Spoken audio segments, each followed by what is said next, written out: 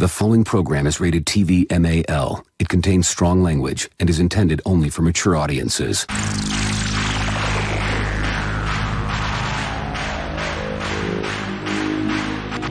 TBS, America's #1 independent television network, presents the following sports exclusive.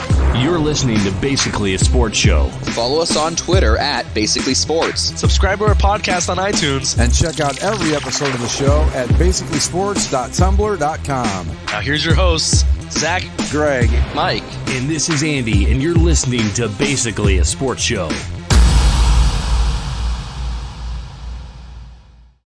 And here we are. And I'm happy to say that Zach and Mike both survived yesterday's Rams-Bucks game. They're in stable condition and ready to do the show.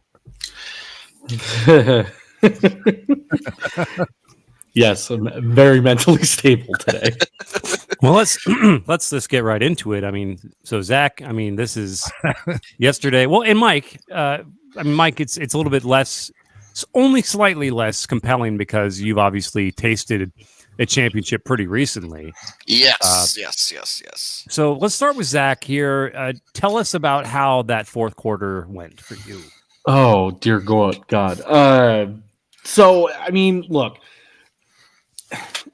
I was so ready to cruise in this thing because, like, I didn't enter the day thinking that was going to happen because I'm like, it's fucking Tom Brady, and this is just something that happens. Like, you know, who knows what's going to happen in the early parts of this game, and yet the Rams played as perfect of a first half as I could have imagined. Right now, where the first seed of doubt drops in is right there at the end of the first half, when if the Rams score on that final drive and they're up 27-3 going into halftime, I think like this is a complete wash after that point to me. At that point, it's like, no, you know what?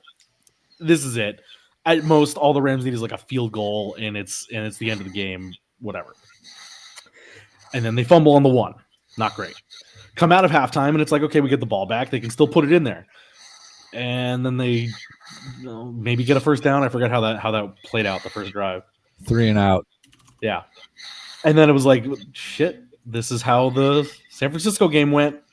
But it wasn't in my mind yet because it's like even as much as the Rams tried to start giving the game to the Bucks, they still weren't doing anything with it. And so going into the fourth quarter, yes, like there's all that the fumbles back and forth in the third quarter, but then you start off the third quarter, Rams have the football still, and it's a 14-point lead. When my sphincter officially closed was when the Rams blew off all of 9 seconds to start the fourth quarter and gave Tom Brady nearly the entire fourth quarter to tie it at with 14 points. And it was at that point that I was like, oh shit. Oh no, this is happening, isn't it? No. Not us, not this time. Not again. Not this motherfucker. Like man, yeah. So, but to me, the moment that like I nearly collapsed in my kitchen was when Akers fumbled the ball. Yes, no, that was where I was going to get to. Like all the other fumbles, I was not happy with. I'm an expressive guy when I'm watching a game, but I don't. When bad things happen, I tend to just kind of sink into myself rather than like scream out loud. So usually I sit there, I have my hat on, and I'll just kind of slope back into my seat, pull my hat down over my eyes for just a second, and just be like, "Oh God." When that one, when Akers fumbled, because at that point it's like, okay, we need a drive, we get a first down, then it's done. And then he fumbled. I out loud, "Oh no!" My exact reaction. And then because it's like, fuck, now you know this game's gonna be tied, and you're not gonna have enough time left, and you're gonna go to OT, and God knows Tom Brady's gonna get the ball first, and then the season is over. We fucked it up. We royally fucked it. Sure enough, tie game. Damn it. And then the improbable, the magic. Which I missed, by the way. Finding Cooper Kupp. I want to point out that in typical fashion, I did not see the Cooper Kupp play. Yeah, same. My feed died. All I saw was Rams people celebrating, and you sent a congratulatory text, and I was like, "Well, the Rams won, I guess." I got to see the field goal, but I did not see the play preceding it. I'm like, how did that happen? I never even saw. Yeah, so the Bucks decided to do a zero blitz. Yeah, send the house, except I think one of the linebackers forgot to send himself, according to Bruce Arians, and so there wasn't all that much pressure on Stafford despite the zero blitz, and he just hucked it straight down the field where there's no safety to Cooper Kupp. And that was one of the single greatest football plays that I've experienced as a fan, just because I was as low as possible at that point. Because, like, no, we're not doing it. We fucked it up. We screwed the pooch on this. And I won't be able to enjoy this anymore. and then again, out of nothing, Matthew Stafford overcomes the demons. Cooper Kupp is the MVP. I don't care about Aaron Rodgers. I don't care about Tom Brady. I am with you. He's the most valuable player to his team 100% this season. And Matt Gay, despite I was a little nervous only because Matt Gay came up short on a 47-yarder earlier, and I was I don't know. And then he hit it, and I was on a pretty good high for about an hour afterwards. Went to the grocery store immediately after the game was over with all my stuff. Other guys in their Rams gear showing up to the store. We, high five, exchange emotions, and try to get on with the rest of our lives. But man, it was fun. I just couldn't believe it. I didn't want to say anything because when it was 27-3, like 7 minutes to go in the third quarter, I went, man, this sounds familiar. And then it started happening. I was like, oh my God, we're not going to have to do this again, are we? The Brady pass to Evans felt like I was watching some deep mythical sea creature just emerge to eat and consume and destroy hope and happiness. Yep. No offense, Mike. I understand. So how did you feel, Mike? I mean, you basically almost saw another miracle. Well, it's really okay. So it's really a weird perspective to have, and I guess you could say for this game and also all of last year too, to be perfectly honest, is that traditionally my teams I root for don't do all that well. The failure of the Leafs has been documented here. The Blue Jays have had some good teams over the years that just haven't been able to punch that ticket for whatever reason.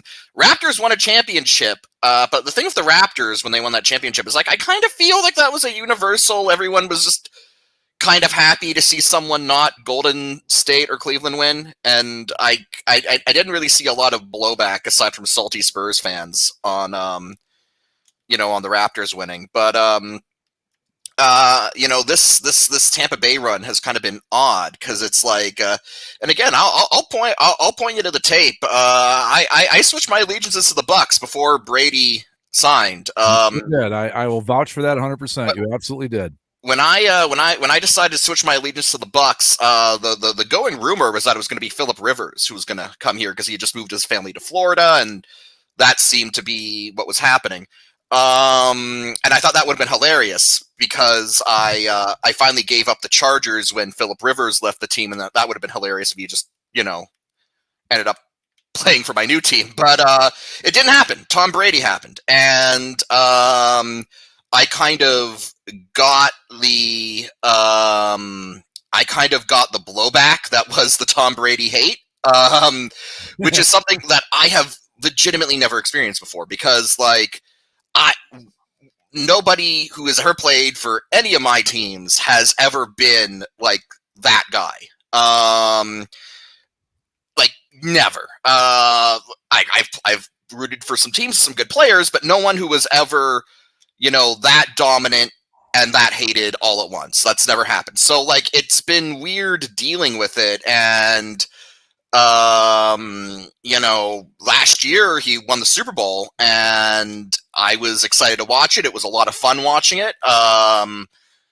seeing it happen, and that people are like getting really angry, and I'm like, I get it. You don't like Tom Brady, but like, this is the Bucs. This team sucks. Like, I didn't quite understand the haterade. I mean, I kind of did. I can explain it really quick if you'd like. No. I get it to a degree. I just Jameis Winston should have been quarterbacking that team to the Super Bowl. That's what we're all bummed about. Jameis Winston can 500 yards passing, and 5 interceptions, and they still won the Super Bowl. That's what I was hoping for. Well, I guess the point. My point is that like the dealing with the hate that was Tom Brady, and Zach and I have joked about it on the show since like Zach's been like, I've sat here listening to you hate on Tom Brady like everyone else for years, Mike. Like, what happened to you? And it's like, I don't know, man. He ended up as the quarterback. He ended up as the quarterback of my team through sheer coincidence. Am I not supposed to like? I don't know. It's weird, but at the same time, so the whole thing has kind of been crazy, and the reason I'm kind of giving this retrospective look at it is because there's a good chance that was probably Tom Brady's last game. What do we think? Do we think he's done? Well, I don't know, and he's not. He put out something with the hashtag "keep going" last night, so I don't know if that means anything. So it's one of those things where, maybe he will, maybe he won't. But I did kind of want to give that sort of perspective as to where like I was kind of coming from.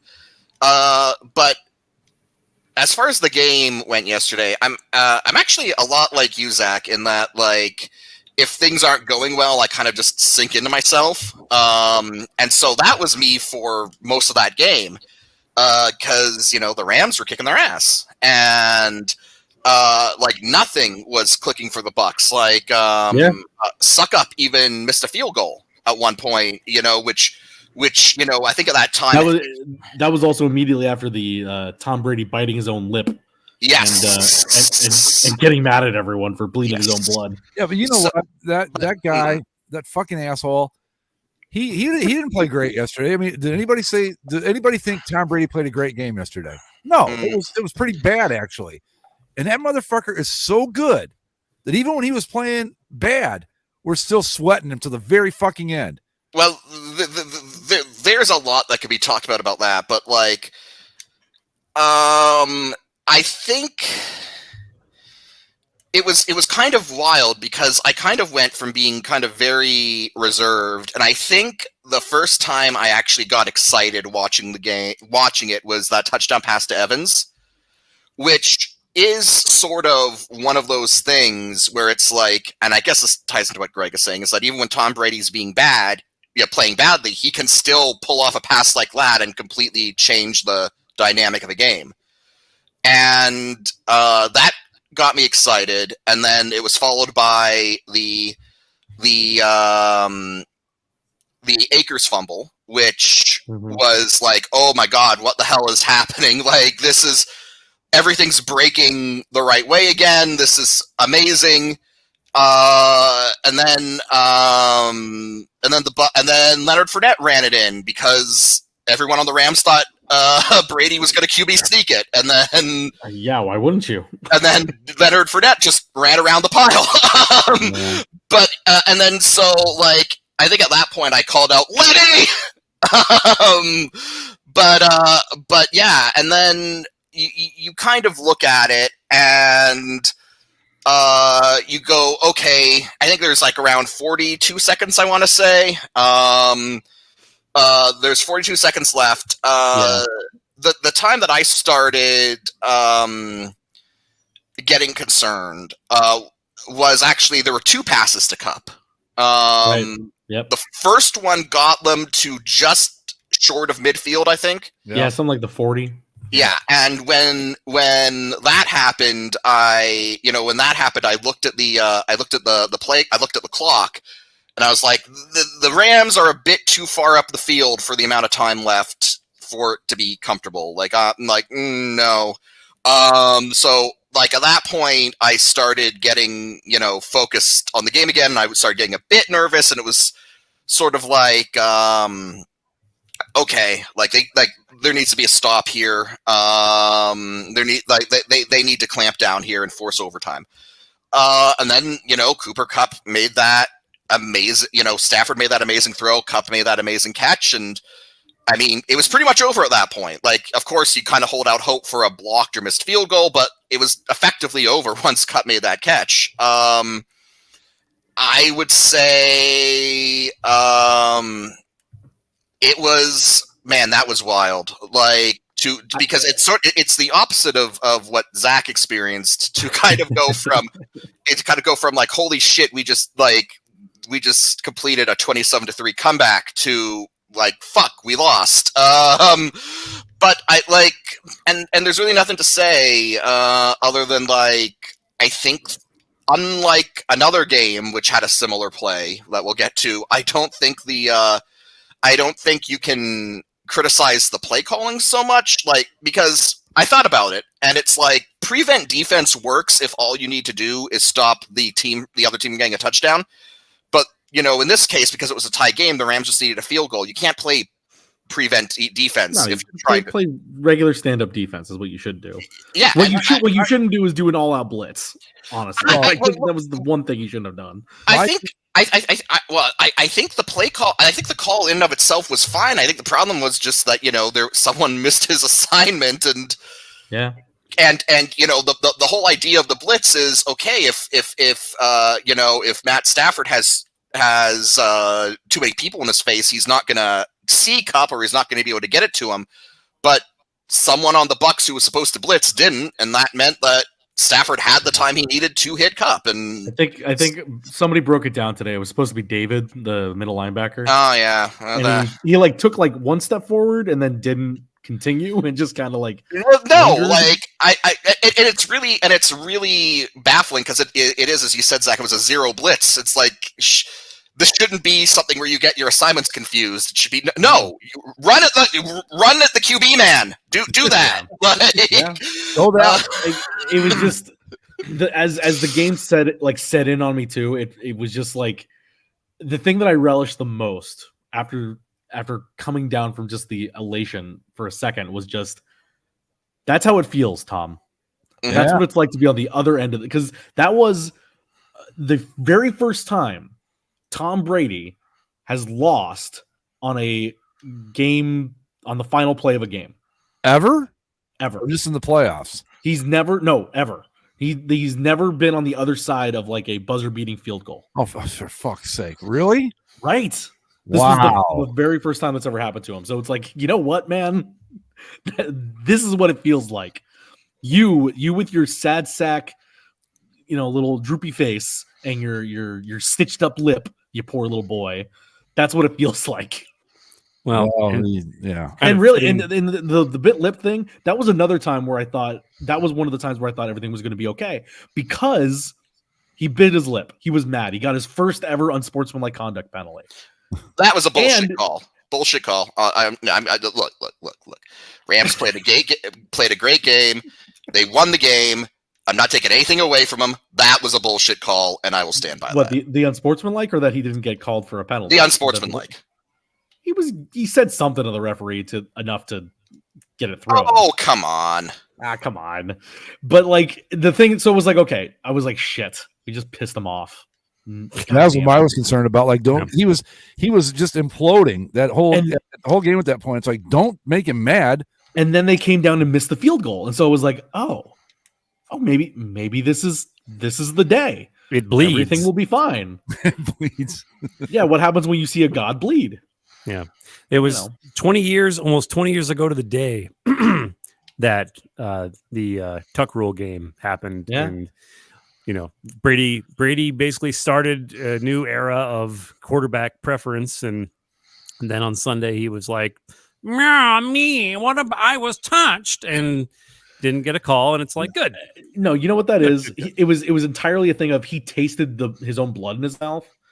And so he thought, I have never had this sensation before. No, you know what he thought, don't you? He thought, I wonder if this is what strawberries taste like. Yeah, it's probably he probably exceeded his calorie count for the day when he swallowed a little bit of blood. And again, like, despite, yes, the comeback was bad, but the Rams were really trying to get like that. This game should have been even worse for the Rams. Like the Bucs should have had the lead at some point because they kept just trying to get like hell. Oh yeah. They forced the fumble. Von Miller with a strip sack of Tom Brady. Great. Set up in position to again put a killing blow in there. And the very first play is a snap over Matthew Stafford's head. And it's just like, what are you doing? What is happening here? Like that's when it was truly the comedy of errors that were going against the Rams. And yet the Bucs were coming back, but it wasn't like they were storming back. No, and you know that whole thing is why everybody's like, this is the greatest playoff weekend ever. I'm like, the Bills-Chiefs game was really good. Rams and Bucs had its moments, but it was a derp fest for like 20 minutes. And then the two on Saturday were fucking just slogs. So I don't understand all the slog. But there's drama every game, but that doesn't mean it's good. All four games ended with a walk-off play. Yeah. Do you guys? I know you guys were happy the Packers lost, but let's be honest about it. Was that game entertaining other than them losing? No. No. The game was not entertaining. That was the perfect game to have on in the background as I had it on at the airport. I was at. Yeah. Man, I was thoroughly entertained by watching the internet just bring the knife up and down again and again and just stabbing that that piece of shit Aaron Rodgers in the fucking heart over and over again. Yeah. Just relishing his pain. So he wasn't getting jabbed in the arm, is what you're saying? Hell no. You know, it took me like 20 minutes to get the jokes yesterday. Like, the Rodgers never got a shot, and then I went, "Oh, that's funny." It's like, I'm like, "Oh yeah, that's good." The one I liked was the Packers offense really could have used a shot in the arm. Well, you know what? I'm so fucking over that guy. It's just like, dude, just fuck off. Either come to Cleveland or fucking go away. I don't care either one. The Packers Niners game was really interesting because it was.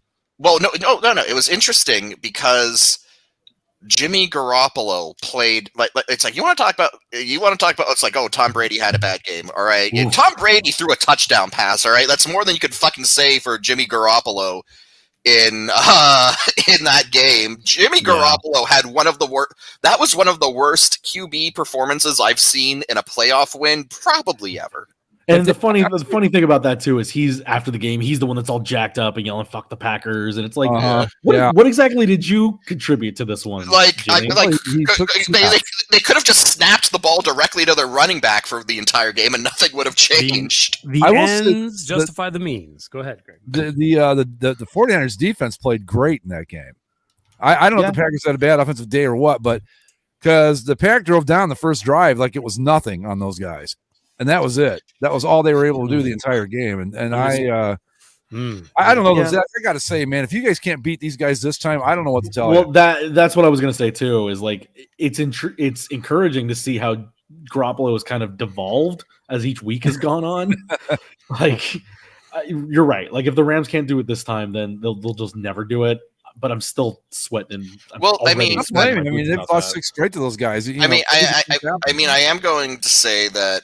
As far as these playoffs go, it's not been a one for breaking streaks. The Niners were undefeated against Rodgers in the playoffs. They continued that. The Tampa Bay Buccaneers have never beat the Rams in a playoff game. That streak continued. Yeah. And so, like, I don't know, like there's this streak, but the promising thing is like it's promising. It's also intriguing, like because we talked about Jimmy Garoppolo. I'm now fully at the point. I'm converted on this belief that Kyle Shanahan is not a good football coach. I'm watching his play calling, and I'm like, the San Francisco 49ers are in the NFC title game completely despite their head coach and quarterback, and that's and look, I think I think praise the Niners defense. I think you can fault the Packers offense, but really what bailed the 49ers out and what killed the Packers was the Packers special teams. Yeah, so bad. Their punting all night was terrible. That blocked punt was Well, right. First they have the blocked field goal in the first half. Yeah. And I forget something else happened. Oh, well, right. Then you have the blocked TD, block punt for TD where nobody knew where the hell the ball went. That was funny though, right? Watching them all look around. It was like when they lose a pop up in baseball. Nobody knew. But by doing that gave the Niners like the way back into the game. That tight, like if you just get off that Niners offense was not doing shit. No, exactly. But you know what else? And then on top of it all, on the game-winning field goal coming out of a timeout, they only put 10 guys on the field. Who is the special teams coach for the Green Bay Packers? He's going to be the guy. He's going to be the guy bagging groceries down at the Green Bay. The homeless man on the side tomorrow. Of the freeway. Well, okay, you want you want to talk about how bad the special teams were for the Packers? That's fine, but you know what? They the league MVP again at home. Yeah, I know. Yeah, you're right. And this guy is man. Let me just savor how I fucking hate this man so much that I can't find the words to just put a sentence together. I'm so glad that I just for a day get to just dance merrily on his fucking grave. Well, the thing about Aaron Rodgers that makes him even more infuriating is like the whole drama that comes with it, because he held out this past offseason. Well, it's been a whole fucking year of this nonsense. And now it's going to drag on again because the only reason he agreed to come back was because they rewrote his contract to basically allow him to do whatever the fuck he wants now. Yes. So now, remember how everyone hated Brett Favre during those 2 seasons where it's like, will he, won't he retire? It's going to be that now with is he going to come back? Will he come back? Won't he come back? Will he be a Viking? Will he go to the Jets? Oh God! I think he goes to the Niners, guys. I think that's the logical point. I think doesn't he hate them though because they passed on him? I don't think so. Here's what I think will happen. I think that they will swing some sort of deal where they're going to get Garoppolo. Denver. They still want him after seeing him up close and personal. But not just Garoppolo. They're going to get a couple draft picks. They're going to send Rodgers to the Niners, and he's going to be the guy that will be there while Trey Lance is the QB in waiting. So you might get maybe one more. I got to be honest. If you put Aaron Rodgers, for all the assholeness that he is, you give him that Niners team, and that's his like if he can't do it with them, then it's on him. He's not going to the Niners. There's no fucking way he's going to the 49ers. But the team that I heard that probably Makes the most sense is Denver. Now Denver, maybe Carolina. You're forgetting the most important factor in this. So he's not going to go to a team that's not good. Yeah, this guy. You really think this guy with his fucking ego and all that, and he's going to go? He flat out said it in the post-game press conference. He said, "I don't want to be here in Green Bay for a rebuild." Well, they can't pay him. They're $50 million. They're $44 million over the cap. Yeah, and they have 18 free agents coming up that they can't re-sign. This team is fucked. They're going back to the 80s, and I love it. Fuck the Packers. Fuck them. They deserve this. They deserve 30 years. Andy's full on. The bad man is gone. I think Dennis provides I've been here with Pittsburgh numerous times. I know exactly how he feels. Yeah, Dennis. So Dennis saying Pittsburgh is the one. No, that one feels the most right to me because the Pittsburgh. Okay. This might be mean, but the Pittsburgh Steelers feel like Aaron Rodgers, the team. They don't have it again, though. I go back to the same thing. If this were a normal person, a normal quarterback who just wanted to play football, all those teams are in play. But we're not talking. This is like Pittsburgh's got guys though. Yeah, they don't have enough guys. Pittsburgh made the playoffs with the burnt out husk of Big Ben shuffling around the field. Yeah, because the Colts couldn't beat the fucking Jaguars. That's why. I mean, that's the only reason they got in. Okay, well, that's funny. It really it all depends on where Nathaniel Hackett goes because he's a finalist for the Denver job. So if he goes to Denver, then it's probably going to be where Rodgers would go because that's his, quarterback coach, OC type person who he would. Does he like any of his coaches though? I get the feeling he has this general disdain for everyone. No. And I don't see him having any kind of loyalty to any coach. I don't see him having any loyalty to anything. Well, it's not about loyalty. If he goes and follows his coach is going to know that hey, any coach worth their salt would be like, hey, this guy's an MVP. I'm just going to let him do whatever the fuck he wants because he's probably going to win the game. Good. My money's on San Francisco. I think that makes the most sense because the Niners don't want you can't let Jimmy Garoppolo lead you to possibly to a Super Bowl and then go, well, you know what, fuck you, we're gonna have Trey Lance start anyway. But you can go, hey, you know what, we're gonna trade you while you're at your peak value for this guy, because you don't want to be the quarterback in waiting for the guy that's just like keeping the seat warm for the next season.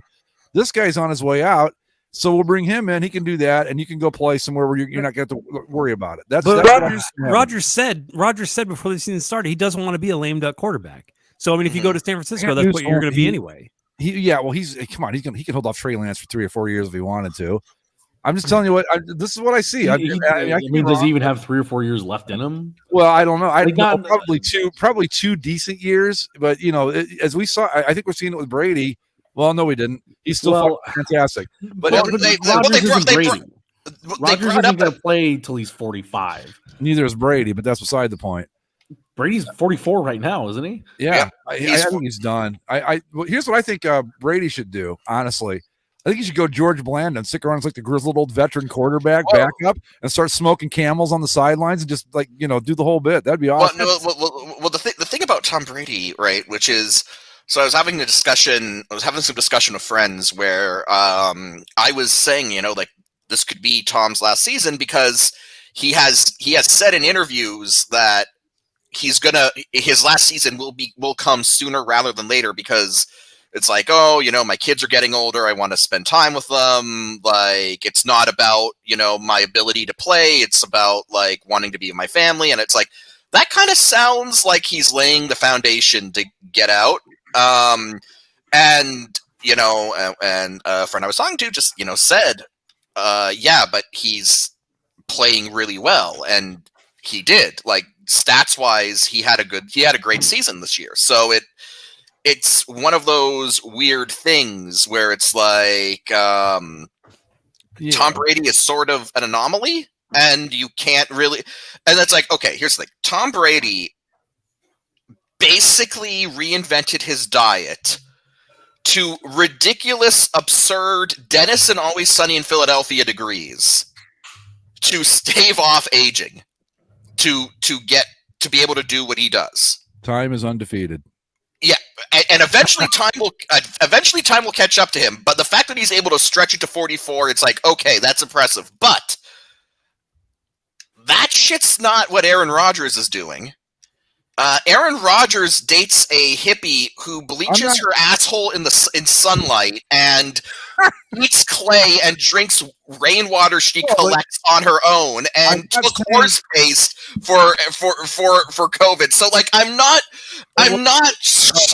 certain that Aaron Rodgers' body is going to be able to hold up at 44 the way Tom Brady's has. First off, okay, let's stop with the horse paste. It was prescribed by a doctor. It was human. I understand that, but the fact that he has flowing, healthy mane of hair just makes the joke too easy to pass up. That's a fair point. But I'm not saying he's going to play till he's 45. I'm saying he's probably got 2 good years left in him. Well, he's 38 now for context. Okay, we'll say it's like next year and maybe one more after that. Right. That's why he would be okay in San Francisco. Right, exactly. Because like based on everything I've heard and even the bits I saw, it doesn't seem like Trey Lance is as ready as San Francisco expected him to be. No, I don't think so either. I mean, they're still running. They ran with Jimmy Garoppolo, which should tell you everything. Hell, honestly, I don't know if Kyle Shanahan will be Trey Lance's coach when all is said and done. Right. So it's according to Kyle Shanahan, we could all be dead tomorrow. So what's the point of speculation? I want Brady to go. Okay, I've won 7 Super Bowls. I almost pulled off another miraculous comeback. You know what? Fuck the diet. Get me a pack of Luckies. I'm going the George Blander route for the next 5 years. That is so like that is first of all that's like not in Brady's character whatsoever. Unless he's secretly been like enslaved. Well, I know it's not. I just think it would be fun. That's more of like what's that quarterback? He's a backup for the Eagles now. He's played for the Jags. Mustache, long hair. Gardner Minshew. I'm talking about Gardner Beowulf Minshew. See, that's the thing where people are going like, "Oh, what are the Bucs going to do for a QB? If Brady, says I'm done." And it's like, trade for Gardner Minshew. All right. So here's what you do: you trade for Gardner Minshew, make him the Bucs starting quarterback. Go back to the Creamsicles full time. It's fucking amazing. You got Gardner Minshew Gardner Beowulf Minshew III with the mustache, with the cigarettes on the sideline wearing the creamsicles every week? God, yes. That's the NFL team I want to be a fan of. Obviously, I'm kidding about Brady becoming George Blanda. I just think it would be funny if that's what he did. No, I know. I just feel like he's such an elitist about that's everything what would be he funny does about it. But it feels so disingenuous. I mean, unless he came out full bore, was like, listen, I've been doing this for years because Giselle's a bitch, and I just have I haven't had agency in my own life, right? And now I'm saying, fuck it. I'm gonna retire and get me a plate of wings and a tub of ice cream. No, man, he's gonna come back as the backup quarterback for the Bucks, and he's gonna have like a pack of Luckies rolled up in his sock. He's gonna have a bottle of Jack sitting off to the side. Just and, like sickly fat and bloated. Right, clearly, he's got a big gut. just clearly unwell. Stops coloring his hair and lets it go natural gray like it should, and he'll be George Blanda. It'll be he's gonna look awesome. Like he'll look like Steve Bannon on the sideline, just like ruddy faced, alcoholic nose, just like like George Blanda. Yeah, just like a big batch of strawberries, just eating them by the handful. Right. Give me some of that Jack and fire me up a Lucky. Let's go. I ain't going in. Fuck that. Send somebody else there. So all the way back to Rodgers for a second. Sorry. Yeah, go ahead. Yeah, fuck him too. Because you were saying how much you wanted to soak in the tears, Andy, as it were. Yes, please. Yeah. I can't remember a guy that was so singularly hated in the NFL like Rodgers has become over the last year. Oh, it's been longer than that, man. But the last year has accelerated it to it because it's beyond just like he's kind of a diva and a jerk. It's announcing that he wants to leave the Packers on draft day. It's all this stuff with the health stuff. It's the immunized thing. It's whatever political stuff he's done. All these interviews on Pat McAfee's show. He's come out now saying he thinks the election was stolen. Damn it. Yeah. Did you see why he did like this reporter had asked him, I guess, a couple times, like if he wanted to do the interview, and Rodgers eventually just like called him 2 days before the game last week. And one of the questions the reporter asked was, why did you want to do this interview with me? After all this. And Rodgers said, it felt like you were going to do a hit piece on me. So I wanted to get my thoughts on the matter in ahead of time, I guess. I guess the only thing I could say is that maybe like this whole heel turn is because he knows he's not coming back. He's just, like fucking scorched earth and walking away. I don't know. I think based on listening to some of the comments and just kind of hearing him, to me, it sounds like he's been like this the whole time. He just didn't tell people about it. Right. Well, it's the whole thing of he doesn't talk to his own brother. He doesn't talk to his whole family hates him. There must be a reason. Well, that's been going on. And I think this is it. I think that was going on back when he was dating Olivia Munn from the newsroom. Right. That was like but that's what I'm saying is all that stuff was kept under wraps, and now he's putting it all up front. Yeah. And now everyone sees, oh, yeah, okay, I get it. I don't hate the passion of 1,000 Suns like Andy, but I am fucking over his act. I can tell you that. Sure. And plus, like the whole Jeopardy. Packers fans are saying, the Jeopardy. Right, you want to be the Jeopardy host? Yeah. Everyone's like, oh my god, he's so charming, he's so good. No, he was shit at Jeopardy. Yeah, and I just adequate. The guy. But that's the thing. There's just so much Aaron Rodgers. It's exhausting. Like, I fucking hate the guy. But I think Packers fans, a lot of them, especially now, they're just like, I just don't want to deal with the noise. Just get him out. I just don't want to deal with the drama. Just get him away. I don't want to do this shit every year. The best example I can give you, Zach, and it's not exactly the same, but it's similar, was the whole run up before LeBron left Cleveland the first time. It was like at some point you just went, you know what? I just don't give a fuck anymore. Just go. Do what I guess the decision era LeBron is probably up there. So the question is now, is Aaron Rodgers going to have his decision? Because LeBron James held his at the Boys and Girls Club. Is Aaron Rodgers going to hold his at a QAnon rally? No, he's just going to do it on Pat McAfee's show again. That's all that's going to happen. Well, I mean, the LeBron thing, he was in his prime. Aaron Rodgers is 36, 37. LeBron has rehabbed his image. I don't think because Aaron Rodgers only has so much time left, he's not going to get that same benefit of the doubt. When did Favre retire? They won a Super Bowl like 2 years after Favre was gone, right? So like something like that. So the Super Bowl, I think Zach, you sent it out, and you know the funny thing about it is there's other teams that have had this happen too. But the 30 years of uninterrupted Hall of Fame quarterback play, they've gotten 2 championships. You know, you can kind of say the same thing about the Colts though, with Manning and then followed by Luck. But the point is that everybody wants to say it's because he didn't have the right team around him. I'm sorry, but when you're an elite quarterback, it can only be the wrong team around you so many times. But this has been at the 12 years now since they won the Super Bowl. Even when they say that, how many times were they the number 1 seed, number 2 seed, division winner?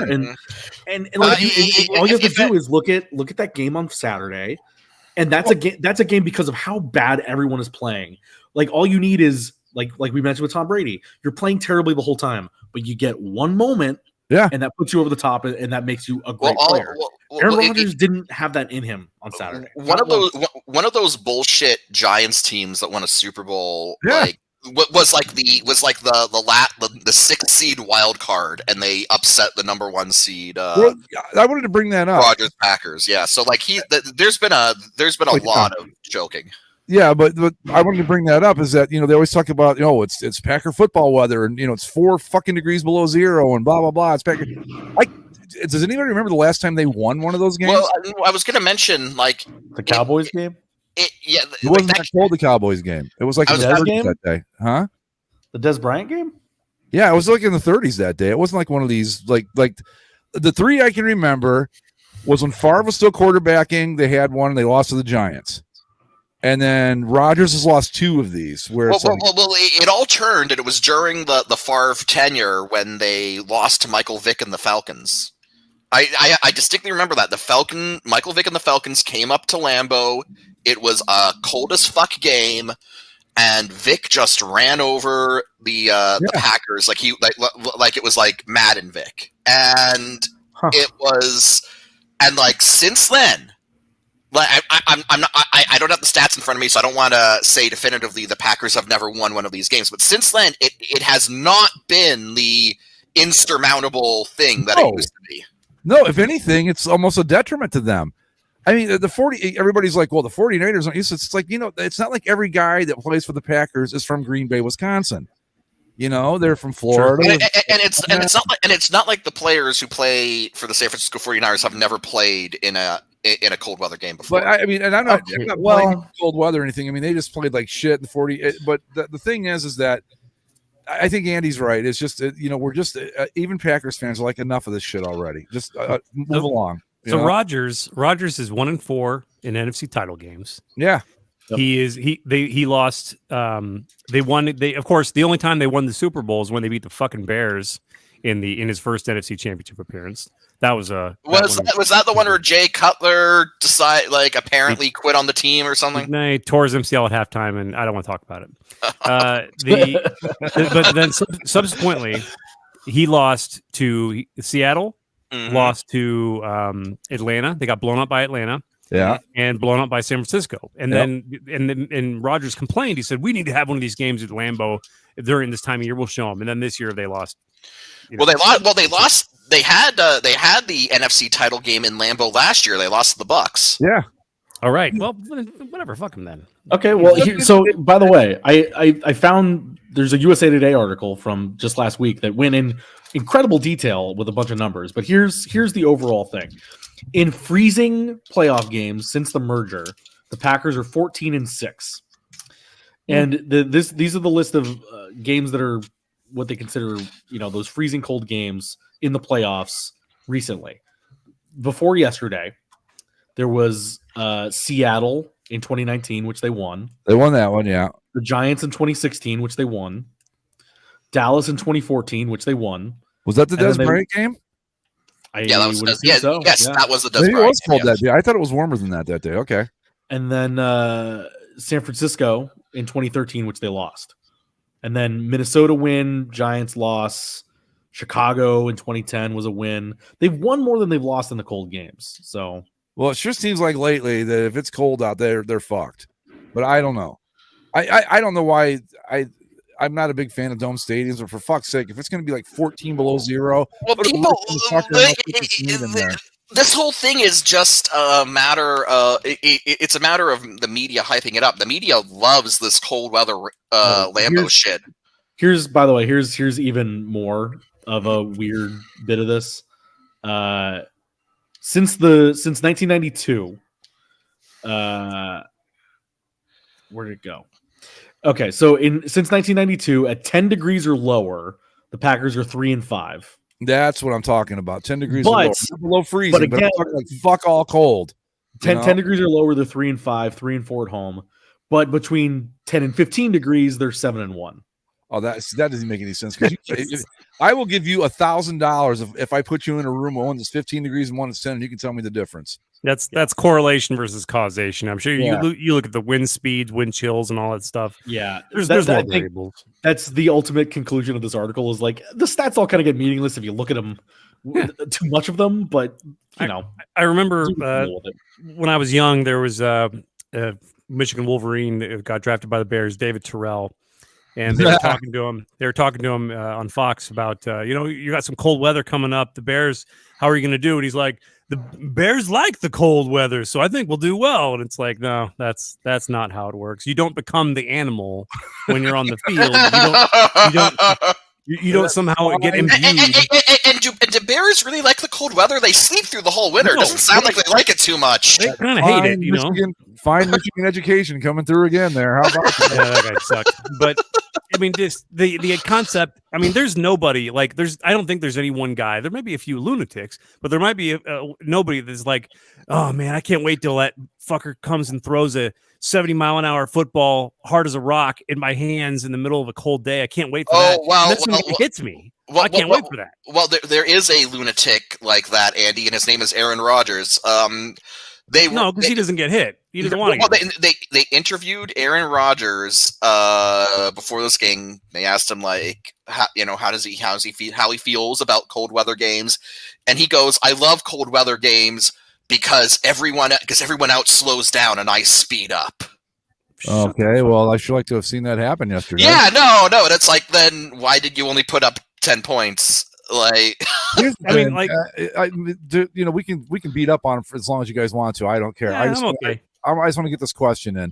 Yeah. So I'm assuming he's done. Let's just say that he is. He's going to go off and host fucking right wing alt right Jeopardy somewhere. I don't know, because he's not taking the job away from Ken Jennings and the other one, whatever fucking name is, who's great. Bialik, who's outstanding. Just if you were going to replace Alex Trebek and you only had one choice and it was her, I'd be okay with that. But I don't want to digress. But what's his legacy? I mean, is he, what? He's a Hall of Fame quarterback, but for fuck's sake, he got one Super Bowl back when it was a different game back then. No, I think as a player, his legacy is going to be the you don't give him any time. If you give him 30 seconds to a minute, you lose. But what I'm saying is the Hail Marys on great quarterbacks. Is he up there with Montana and Brady and Elway? Yes. Statistically, yeah. Maybe. Statistically, yes. I think that in, say, 20 years, when they look back at, the era that's just sort of ending now, they're going to talk about Brady. They're going to talk about Manning. They're going to talk about Big Ben, and they're going to talk about Rodgers. There's going to be the big names. And all you have to do is look no farther than how Andy's reacting to this loss. Yes. if Aaron Rodgers was a mediocre quarterback who also happened to be a ginormous dick, that's not what I'm saying. He lost, it wouldn't be like, oh man, No, I mean, but piss on his grave. But because he is as good as he is, and he's a dick, that makes you hate him even more, right? As a Bears fan, it's tainted because he has ruined. I between him and Favre, so many Sundays of my life have been ruined, tarnished. Hold on, but Favre never gyrated in the end zone screaming, "I fucking own you! I've always fucking owned you my entire fucking life." At least Favre didn't do that. And Aaron Rodgers has, and Favre, for all his faults, he's a charming dude. He can tell a story and stuff. Rodgers, he's just a cunt. He gets out there and he cunts it up, and then he wins. And it makes you feel bad. So it's hard for me to be objective. But I mean, I will absolutely say he is one of the greatest quarterbacks I've ever seen. I hate that. agree with that, but what my point isn't that he's not good. I think he's fantastic. He's one of the best ever. I know you're But- talking about legacy, yeah. I'm talking about when you were like, okay, like in the 80s, you had Montana and you had who was the other one? Elway. Okay. And then there was Dan Marino, who was great too. And I got to watch Marino play his whole career. The guy was fucking supernatural, but you know what? No one ever thinks of him like they do Marino or Elway in Montana. Well, that's because he never won a Super Bowl, but Aaron Rodgers does have a Super Bowl. One, but yeah. when you throw that up against like Brady with what like 35 or whatever fuck it is by now. Yeah, I think he's also Rodgers is I'm also just in a saying weird that- spot where Yeah. he's like in between generations. Like he's not necessarily Tom Brady and Peyton Manning's contemporary, and he's definitely not Patrick Mahomes and Patrick Jake Mahomes Allen. and Josh Yeah. Allen and all that. Yeah. He's the middle. I guess, is he Ben Roethlisberger's contemporary? Yeah. Mm, Yeah, they came around the same Yeah. time. Yeah. that feels Yeah. better. But I mean, he's still better than Big Ben, but Oh, for sure. Yeah. I And he's I don't better think than Big Ben. He's better than Eli. Big, Better than Phil big, Rivers. Big Ben's got more Super Bowls though. I Yeah. don't mean Eli. it like he's not good or he's not. I mean, God, he's fucking supernatural. I mean, no matter what kind of a dick he actually is, you can't. There's no arguing that the dude's really fucking good at football. There's just no way around it. Mhm. But I think the legacy is the guy that you didn't want to see have the ball with even 30 seconds left. I would say all right, but here's what I think might help Aaron Rodgers' legacy in terms of only having one Super Bowl, and I think it was you who shared. It's either you, Greg, or Zach. But like between Brett Favre and Aaron Rodgers, the Packers have had 30 years of uninterrupted Hall of Fame QB play, and they only have 2 titles, one for each, to show for it. And so I think that that I think is something that people kind of hold up against Favre's career, as beloved as he was, as good as he was. It's like, well, he was only 1-1. He only made 2 Super Bowls. He only won one of them. And I think that when you look at Aaron Rodgers' career in the broader context of Packers history, it's going to be like, wow, you had 2 Hall of Fame quarterbacks back to back, and you only got 2 titles out of it. Like, when you mentioned Favre, I think when you're asking about legacy, I think that's it. Not the same guy by any means, and I'm not even talking about the off the field stuff, but on the field, how they play. But he's the Brett Favre of this section of football history, which is hilarious because he was supposed to rid us of Favre, and he became the Favre. Yeah, you live long enough to see yourself become the villain. I think a more appropriate sports comparison in general would be Barry Bonds. He feels like the guy who's incredibly accomplished and talented, but he's an asshole, and Bonds never won a title, so at least Aaron Rodgers won his. But I think that's a really good description, Andy. I think that hits it right on the head. If you ask me, the same kind of guy. Yeah, this a dude who's unlikable, but you have to respect him. Right. I mean, the Packers fans weren't in love with Brett Favre when he left either. Mm-hmm. Yeah, but they were in love with him while he played there. I'm not, I like the Packers, but I'm not ingrained in Packer culture, so I can't answer any of these questions. Yeah. I'm a Browns fan all the way from the top to the bottom, and that's just fuck me because that's my life. But so I don't know what Packers fans really feel about Aaron Rodgers. I mean, I'm like, hey, cool, quarterback, but I'm not in it knee deep like I am with the Browns, so I really don't know. Well, and these things change. Everyone seemed to hate Brett Favre when he left. They didn't want to retire his number. No, but then when he came back a few years later, he came back for a ceremony or something, and everyone cheered him. So time will heal a lot of these wounds. I'm sure that if Aaron Rodgers uses his newfound contract powers to basically tell the Packers to go fuck themselves, and he goes to play for someone else. And then in 10 years, he goes back to Lambeau to get his number retired or some other Hall of Fame, Ring of Honor ceremony. They'll cheer him, right? Well, here's a question. Does he literally pull a Favre and go to Minnesota? No, no, they're not good enough. Do you think he would have any sort of vitriol to be like, I'm going to go to Minnesota or Detroit. Vitriol Look. Vitriol would suggest really emotion. I don't think he has that. He'd do it as a dick move, like, well, fuck them, I'll do this, but not like vitriol. We're like, oh, fuck these assholes. No, I don't think he would do that because that's not. Look, if Aaron Rodgers really had that much anger in his heart towards the Packers, where he just wanted to fuck with them, like the Vikings, that's fucking easy mode. Go to the fucking Lions, all right, and go. If you want to make a point, like win a Super Bowl for the Lions. If you're so pissed off with the Packers, I only said the Vikings because I think between the two, between the Vikings and the Lions, Andy, you want to have them sit in front of Fields for a year or two? What do you think? I'm not going to acknowledge that. Of the teams in the North, he's not going to go to Chicago because Chicago wouldn't take him. Like they're already doing their own thing. Detroit also kind of doing its own thing. I don't think that Rodgers would want to be there. If there's a team, it would have to be the Vikings, because not only that, they have the receivers that he would love to play with and that sort of thing. Sorry. I'd say I do like the idea of really good quarterbacks having to prestige and go to a shitty organization.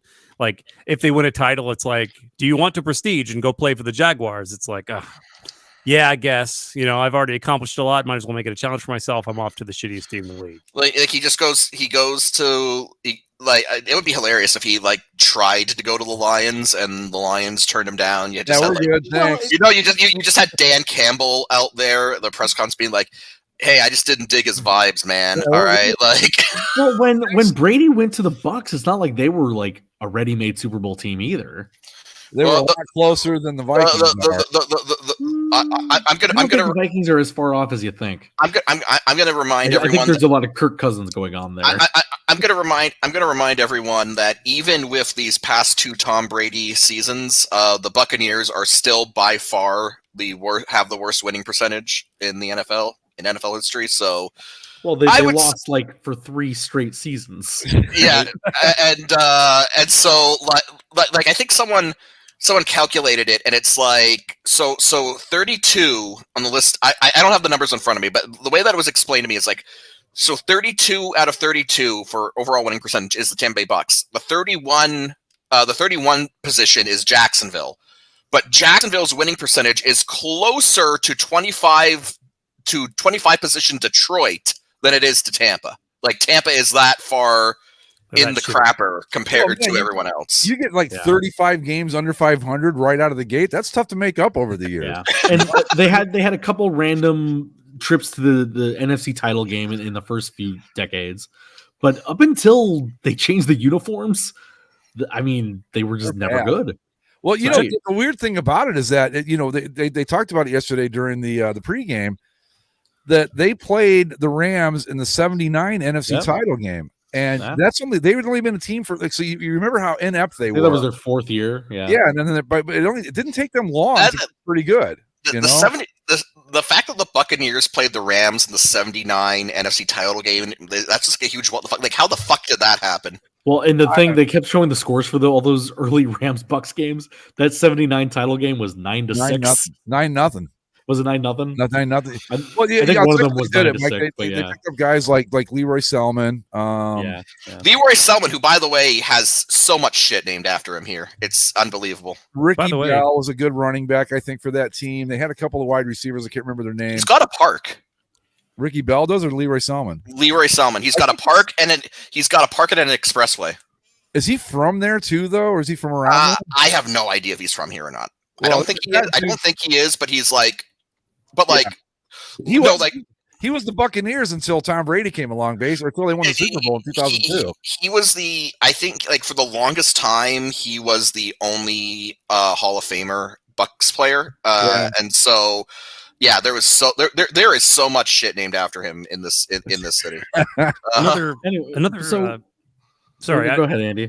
Just real quick final note on Rodgers. So one of the teams I didn't even realize might be in contention to get him is the Philadelphia Eagles. They could trade. They have 3 first-rounders. Oh, that's true. They have Jalen Hurts, so they probably have the capital to acquire him.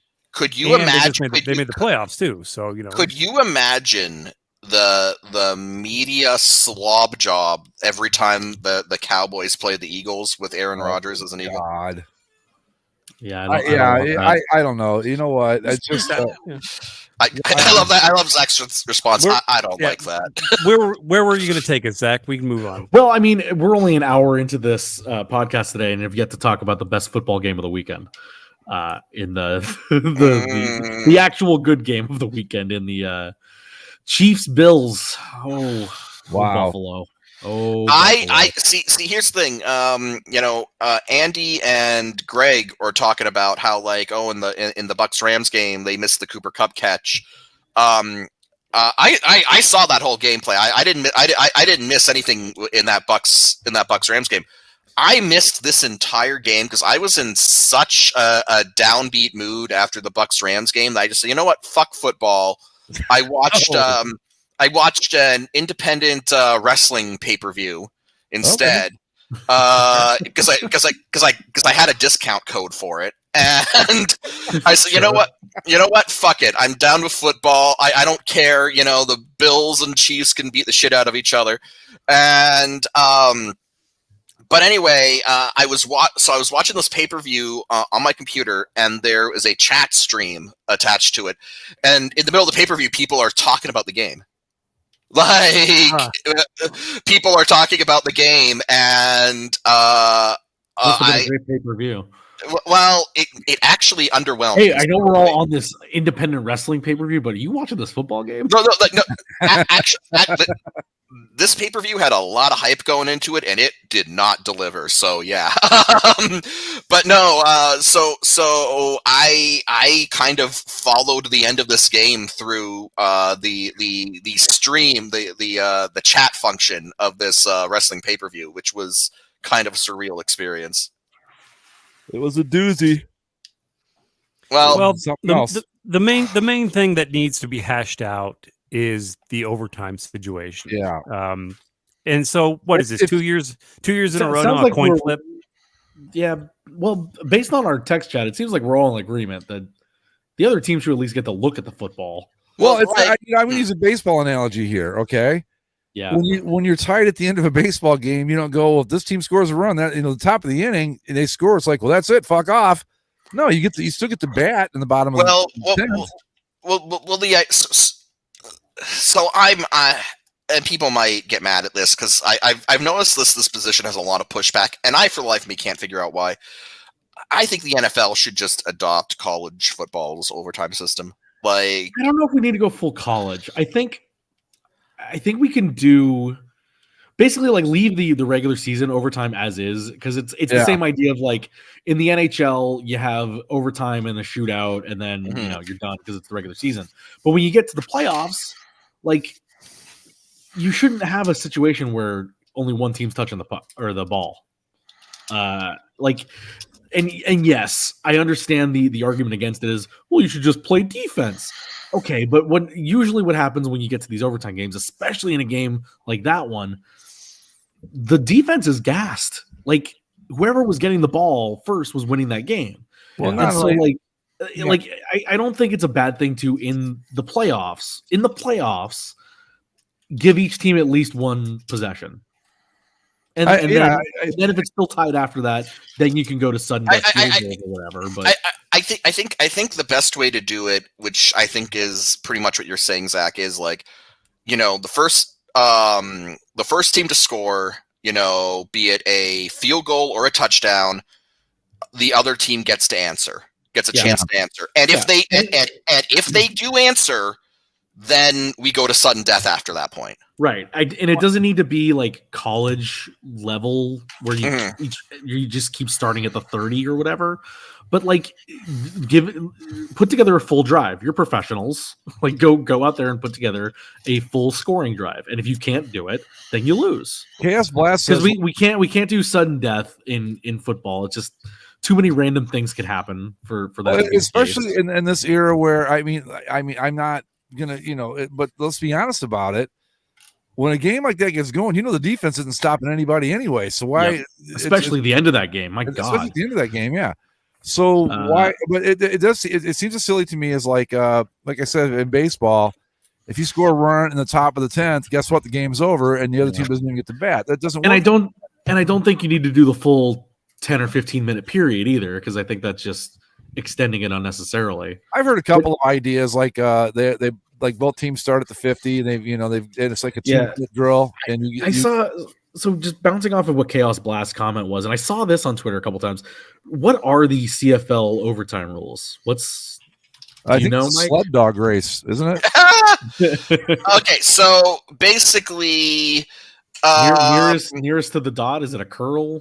Here's curling, boys. Okay. I have the rules in front of me. Each team is given the same number of offensive possessions. A coin toss is held in order to determine which team will start on offense. The first team starts its drive with the ball at the opponent's 35-yard line. Once that team scores or turns the ball over, the second team gets an opportunity to score starting at the 35-yard line. If a team scores a touchdown, they must attempt a 2-point conversion. If one team is ahead after both teams are given an opportunity to score, then that team is the winner. If both teams are still tied, they each get another opportunity to score from the 35-yard line. So that's like college. Yes. I think that's kind of what we're landing on, but I think for NFL, you don't start at the 30. Don't start on the other end of the field. Like, give me a full field drive. Or at least at your own 35 or something like that, or even the 40. Wherever you get the ball on a touchback, start from there and go. 25. That would be the 25, yeah. Yeah, and go from there. I'd even be willing to say, okay, we'll make it to 35 just to kind of speed things up a little bit. Yeah, so with the 35, and I like the idea too of doing it like it's a 2, because why do we have to have the clock running like it's a regular game in overtime? Why not say, okay, you've got 2 minutes, go. And you've got, because the idea is still technically, if they're tied after the 10 minutes or 15 minutes, then they could go into another and another and another. Yeah, but that's still a holdover from the old days where you had to play the full period. If it's sudden death now, then what does it matter? Well, you know what? Why not just play a full period? Whoever has the most points at the end wins. I think because it's a thing of like, these games go on long enough. It's the same idea why soccer games end in penalty kick shootouts. Because at a certain point, if you play a football game long enough, someone will probably die. So just like, well, that's not like the NFL gives a fuck about that. So who cares? I just do alternating possessions, but make them full field drives. Yeah, I like that idea. I think it doesn't. We don't need to overthink this thing especially with the playoffs. Yeah. Just give the other team possession. That's it. I don't think there's anything wrong with that. I think it doesn't need to be if you kick a field goal, if you score a touch. No, just one team gets the ball, second team gets the ball. If you're still tied, do it again. Go ahead. How do you think the Bills fans are feeling today? Terrible. Pretty bad. Yeah. Pretty bad. I imagine that if you're Josh Allen, you don't feel so bad because he played. Oh Jesus! Game of his life, but they just couldn't get a stop. If I'm a Bills fan, it's bittersweet because you lost, but like, Josh Allen is it. He's good. He is it. He's the franchise quarterback they've been waiting on for a long time. Right. Like when it comes to I don't know if I really believed in Josh Allen all the way after this weekend.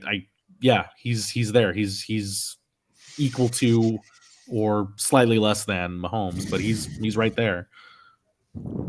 I do have one more overtime scenario that I'd like to just toss out to see what you guys think of it. This is from our friend Bring Back the Bet on the boards. OT should simply be each team sending its toughest player out midfield, and they fight each other until one submits or dies. It's the gladiatory. It's like in Troy, the beginning of the Troy, when Achilles fights some random huge dude from the Greeks or something. The other players could form a circle around them and snap their fingers while they're fighting. If one team was savvy enough to send its ape for overtime, good for them. No,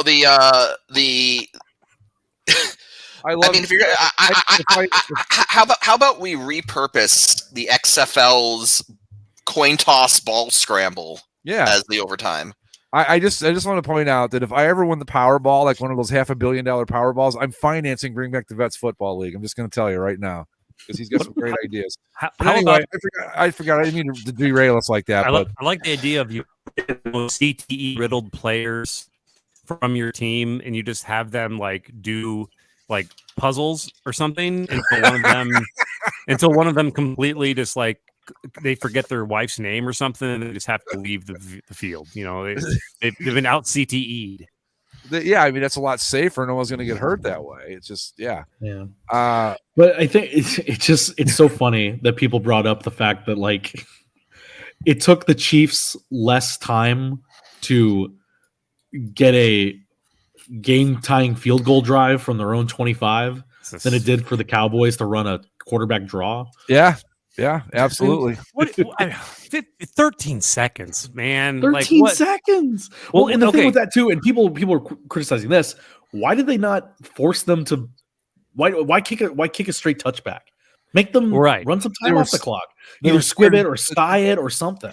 They were scared to death that Tyreek Hill would get it. That's why. But you know what? Well, at that point, though, if you can't tackle, if he runs it back, that's okay. That's the way it goes. But you don't hand. You can almost see the logic because 13 seconds. You go, who the fuck can do anything in 13 seconds from there? Well, except there's like one guy, and he did it. Well, you had it. You had it right the first time. What's that? And again, play regular defense. It's like we were talking about with the Bucs. Play regular ass defense. Don't play soft and let them gash you through the seam.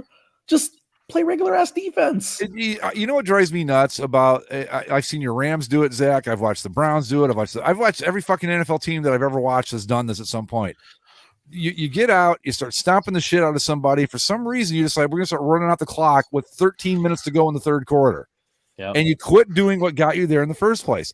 That's as silly to me as like going, you know what? I'm 4 for 4 batting left-handed in this game. Fuck it. I want to speed the game up. I want to bat right-handed now. It's just dumb. It's like, do what got you there. And either you win or you lose. But we said, God, we've been saying that since the Falcons game, right? Yeah. Just Super Bowl loss. Yeah, I mean, what the fuck? Just if you're gonna, if it's working, keep doing it. And and do it until it doesn't work. Unbelievable. But what do we know? Well, say we do have a interesting slate of games to pontificate upon for this weekend. How do we do in our picks, by the way? Okay, so Greg, you are currently still leading. Everybody. Well, the divisional round weekend, we each got 2 points. The math kind of worked out weird to where we each got a game right and 2 games wrong, or 2 games right and 2 games wrong. So the week 1 standings are pretty much still the same. Greg, you have 8. Zach and I both have 7, and Mike has 6. So we have Bengals at the Chiefs and 49ers at the Rams. Yes. For anybody just listening to this, I don't think we're talking too much about the Bengals because we talked about the Bengals for 3 hours on Saturday. That game was shit, and that's why you've got to throw out all the talk of this being the greatest football weekend ever, because that game was anything but great. That game was garbage, but I will say, despite it being garbage, good on the Bengals. Yeah, it finished interestingly. Yeah, the ending was pretty good. And just a little side note here: the Bengals are undefeated in the AFC Championship game. Just so you know, they've won it twice, played in it twice. Now, granted, that was like 150 years ago, but didn't they play the Chiefs in one of them? Didn't we discover that? They played the first one. They beat the Chargers, and in the second one, they beat the Bills, I believe. Oh, okay. So yeah. Greg, you're sporting the Bengals avatar. Yeah. I assume you're going to take them. Are you taking the Bengals to beat the Chiefs? I'm not making the pick right now, but come on. No, fuck it. You know what? Yeah, I am, because I in our big super football thread on the boards, I seem to be one of the few people there that actually honestly believes the Chiefs or the Bengals have a real shot in this game. They beat them 3 weeks ago, right? Yeah, not a puncher's shot. Not like, oh my God, this could accidentally happen. I think for one of those weird football reasons that I can't even explain, the Bengals just match up well against these guys. And it's a similar thing to what just happened against Buffalo, right? You got Joe Burrow who can match Mahomes throw for throw.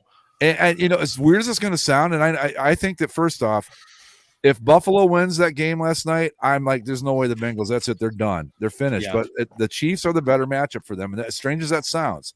And I think their defense, I just think they can do it. I can't give you a really good reason, but you just look at it. I watched them play. I watched the entire game when they played a couple weeks ago. Granted, that was just a regular season game, and there wasn't a lot on the line for Kansas City, but the the Chiefs got out to a 14-point lead. The Bengals came back and won that game, and I think they're capable. So I'm going to go with my Bengals. I'm taking it all the way. Yeah. The Bengals since 2008 are 5-1 against the Chiefs. There you for go. Whatever that means. That doesn't mean that's anything. what I was saying on the boards. It was like, no, it's just one of those fucked up, like the Jaguars have beaten the Colts at home 7 straight times. The Jaguars shouldn't beat anybody at anything 7 straight times, but they've done it. It's just football's weird that way. You get teams. I'm sure Andy, the Bears have got a team. It's like no matter how fucking good you are, you can't beat those guys. You know, like with the Browns, it's been the Steelers forever. I mean, even when the Browns were really good in the '80s and the Steelers sucked, it was still a struggle just to get past those assholes. And that's just what I think it is. It's one of those things that the Bengals match up well. They're like the thorn in the side of the Chiefs. I don't know. I could be wrong, but I'm going with the Bengals. Anyone else taking the Bengals? I want to, especially after seeing Patrick Mahomes' fiance and brother. Oh, fuck them, man. God. Jesus. Yes, I always knew his fiance girlfriend at the time was just a crazy person. Probably, and her brother and his asshole in the sun too, right, Mike? Pardon? I said she probably bleaches her asshole in the sun. Yeah, too. probably. Who the fuck? And then his brother is just like this social media menace that I don't know what else I don't know if he has a job or not, but he just follows his brother around and makes TikToks on the field before every game. I will. You know what? Does Patrick Mahomes' fiance sound like Miss Piggy? Probably. If not, we're going to say she does. Well, he sounds like Kermit the Frog. So yeah. No, she's just like just mousy, I guess. But really quick on Mahomes, like. I think it's really weird. I've never seen a tide turn on a guy quite this fast because we all loved him. I mean, at first, now it's kind of like, oh, for the love of God, you know, maybe it's because of his brother. I still like Patrick Mahomes. Like I like Patrick Mahomes a lot. I just think his choice in partner and his unfortunate link to his brother. I was gonna say, were you about to say like his choice in brother? No. But like, I don't know if anybody else saw this video, but after. So again, his brother's already kind of a douche on social media, and then the fiance is annoying. But after the game ended, they were in their suite at the Arrowhead Stadium, popped a champagne bottle and just sprayed it on the people below them. Oh, I'm sure those people loved that in Kansas City in January. Yeah. Well, the other thing that this isn't confirmed or not, but it's possible that the people directly below their suite were the Kansas City area Alcoholics Anonymous group. Oh my God! This is not confirmed, but it's just somebody did like they announced it during the game that hey, welcome the Kansas City Alcoholics Anonymous group. They're sitting in section 120. You know, great for them to be out here at the game. Hold on a minute. And that section just happened to be like directly below this. One of the sections that might have been directly below the suite that they were in, based on the video, and please let that be true. Wait, I've got a question about this though. If they're Alcoholics Anonymous, should we really be pointing out where they're sitting? Like, oh, by the way, that section over there, all a bunch of fucking alcoholics, every last one of them. Well, I mean, it's not really anonymous. Like the court tells you to go, so no, not always, but yeah. Well, let me see what the scoreboard said. But either way, dude, it says members of the Kansas City area Alcoholics. Please join us in welcoming the members of the Kansas City area Alcoholics Anonymous, sitting in section 120 tonight. Congrats and good luck on your journey through this recovery. Oh Lord. Yeah, and that's right underneath the fucking champagne shower. Wow. Well, first off, they shouldn't have done that, period. And I don't know if I wouldn't be surprised if his brother knew they were like that. He's like, hey, this will be funny on also let's keep in mind, kind of going back to what we talked about last week about, you know, Major League Baseball teams popping champagne after you win like one round. That was the second part of it, right? You won the divisional round. Calm down. Right. First of all, you won the divisional. Calm down. Secondly, don't spray it on people that didn't ask to be sprayed on, especially when it's as cold as it was in Kansas City, and it's like. Because it wasn't just spray. Like when she popped the bottle initially, it comes out with a big surge, and it didn't like spill on the ledge in front of her. It spilled directly over the side, and so somebody just got drenched in unwanted champagne. Yeah, it's Like, congratulations on your win. I'm sure everybody was really happy. But if I was there, I would have been like, "Oh my god, we won the game! What the fuck was that?" last concert I went to see Genesis, and I was it was like the second song in, and I went to reach down to like off my chair. My chair was soaked. My coat was soaked. Yeah, from beer, and I was like, "Hey, this is a great time." I was like, "I'm going to kill this fucking asshole behind me." exactly. Because nobody wants to be wet when they didn't sign up for it to happen. Especially not outside in January. Here's the thing: it's one thing to go on Splash Mountain and know what you're getting into. It's another to just be like eating a hot dog nearby. Well, and one other thing about that, and this actually happened to me that night.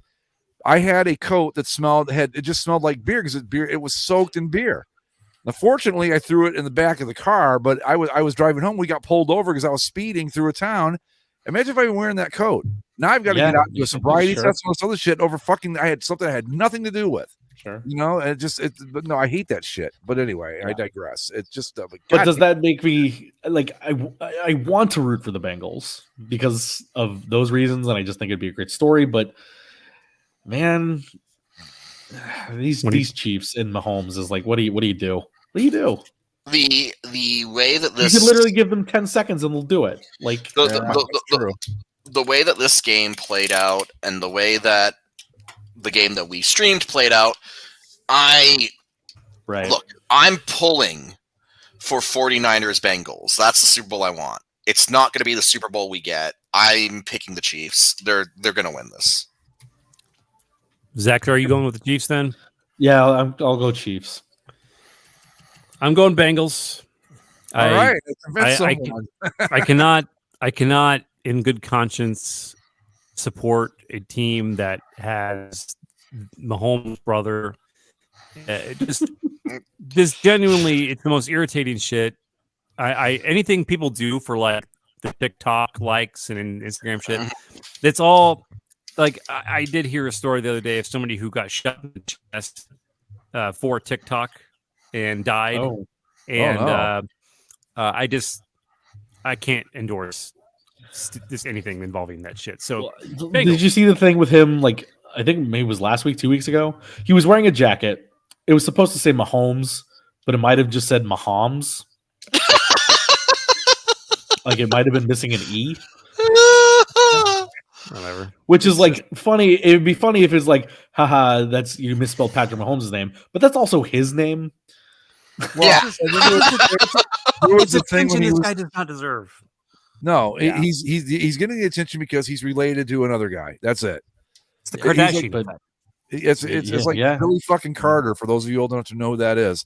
And didn't he get in trouble too for when they played the Washingtons? He was like dancing on Sean Taylor's 21. Yeah, but that wasn't his. That was determined to not be his fault. That was where the football team puts the VIPs is like in that little roped off area. Okay. The football team was stupid enough to put the memorial number inside the VIP which area. Is just classic football team. Right, exactly. Wait, classic soccer workforce. The oh man. Just so we're speaking of that, I mean, we're just over a week away from the unveiling. Really, just a week? Wow. Yeah.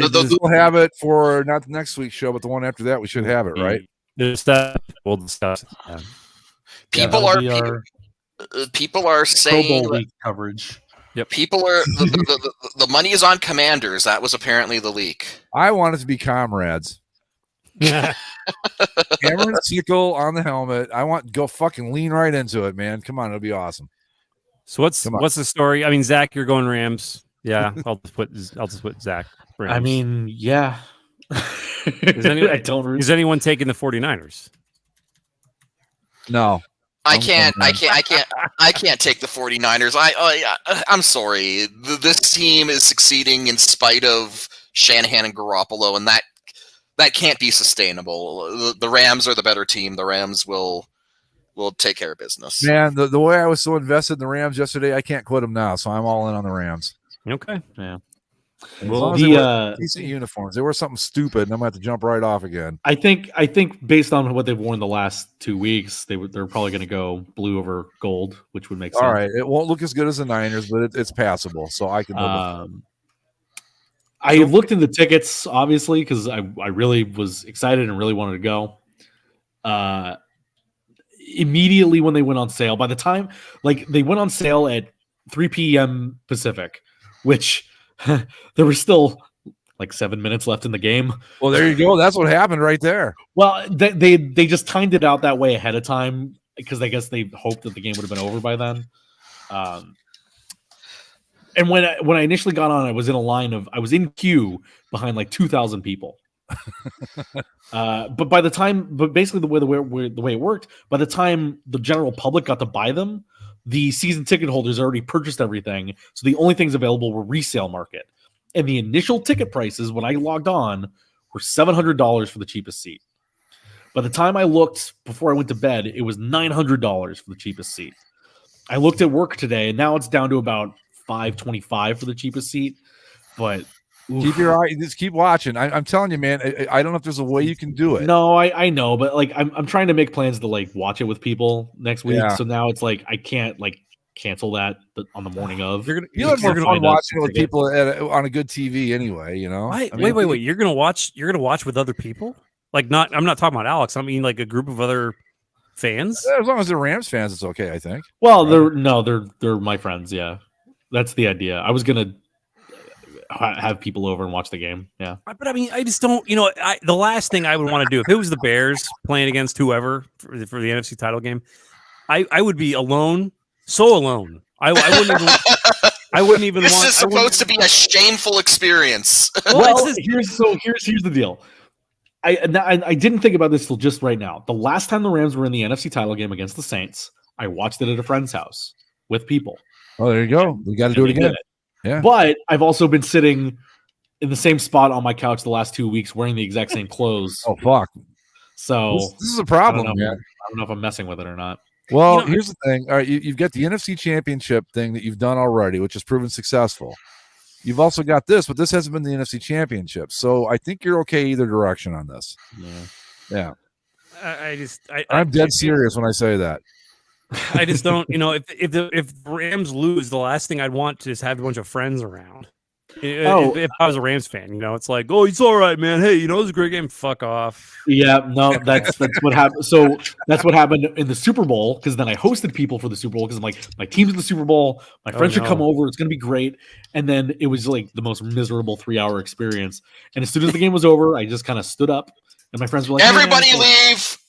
No, I stood up. I went to my room. I sat down on the bed for a minute, took off my jersey, and just kind of expressed, just didn't cry or yell or anything. It was just just gonna sit here. I'm gonna let it wash away, and then I will go back out and I will hang out with my friends. I will have a beer, eat some snacks. No. I need a moment to myself. No, you're doing it. You're doing it wrong. I mean, I appreciate the fact that you recused yourself to if it's me, and maybe I'm just a masochist or something, but if my team loses, which they do always in big situations for the most part, not including the Blackhawks rapist, they found a way to taint those. Yeah. They found a way to taint those victories. Right, but I mean, I need to listen to the post game. I need to listen to the coverage and watch fans sadly file into the streets. I need to watch. It's an important part of the grieving process. That is something that I after a big game like that, I cannot do it immediately. That is something I say the next day. Okay, so you kind of wake up with a clear head and start the morning process. I just want to point out that my soul has been so crushed over the years that I don't really even care. Whatever happens, happens. That's just the way it is. When the team wins, of course, I want to hear all the post game. I want to turn on the radio. I want to hear the whole thing. But when they lose, it's no. I need time to myself, and I will process this in a rational manner tomorrow. I remember. I mean, I can't remember a football game from, I mean, maybe 5 my whole life. I remember how I felt in '87 after the Browns fumbled in the AFC Championship game, and it was like someone had shot me, and I was just I just wanted to just crawl in a hole and die. And I mean, after that Bucks game, my response was, I'm gonna watch some deathmatch garbage wrestling. I'm just gonna watch people bash like And- fluorescent light bulbs over their heads. And the nice thing about this game, it's the second of the two, so it's not like if I like, hey, everybody come over, let's watch both games. It's not like I'm gonna lose and then have to sit there while the other game's going on. I'd be like, okay, the game's over, everybody can leave now. Thanks. I just, it's like I said, I've just been crushed so many times over the years between the Browns and the Indians. It's just like I don't feel anything. I'll be happy if they ever pull it off. I was happy when the Cavs, even though I'm not a Cavs fan, it was a Cleveland championship. I'm like, all right, that's cool, that's fun. But when the Cubs beat us in the World Series in 2016, I was like, okay, that's fine. I'm used to this. That's all right. Sucks, but it's what we expected. And okay, turn off the TV, and that was that. Yeah. So yeah, I'm with Andy though. It's like I'll never go to another Super Bowl party the rest of my life. I just won't do it because they're awful. They're just fucking awful. Yeah. Luckily, my group of friends, at least people are paying attention for the most part. If you guys if we were together and you guys want, I'd have no problem with that because you're all knowledgeable, smart fans. But going to a Super Bowl party and having some fucking Karen from down the street going, I don't get it. What? Just shut the fuck up. Just go. Or inexplicably deciding to want to talk about something that is not football related at the football game. Have you seen the latest season of This Is Us? No, fuck off. Go away. This is I know absolutely nothing about this show, but people keep talking about it, and I don't care. It's tear porn, is what it is. How did the Rams get here again? Do you think they fly into the game or do they drive? It's like, just go fuck yourselves. Leave me alone. I don't want to do that ever again. I mean, no more. That's the thing. Is to me, if it's a neutral party toward that's fine because it's obviously you don't have a rooting stake. You can just show up and be like, oh, okay, the game sucks, or the game's great, whatever.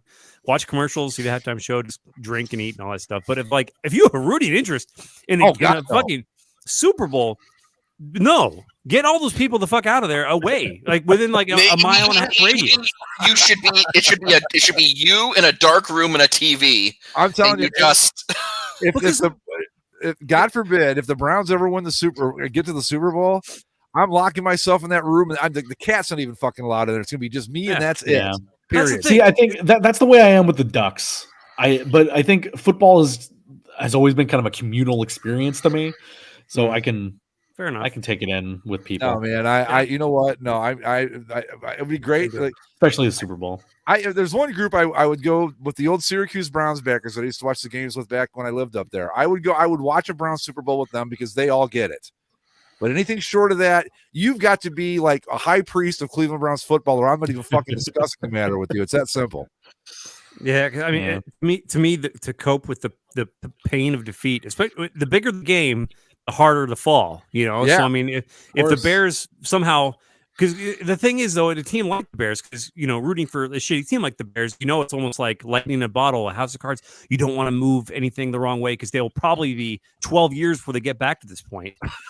So when they fail, it's just like I had hope there for a minute.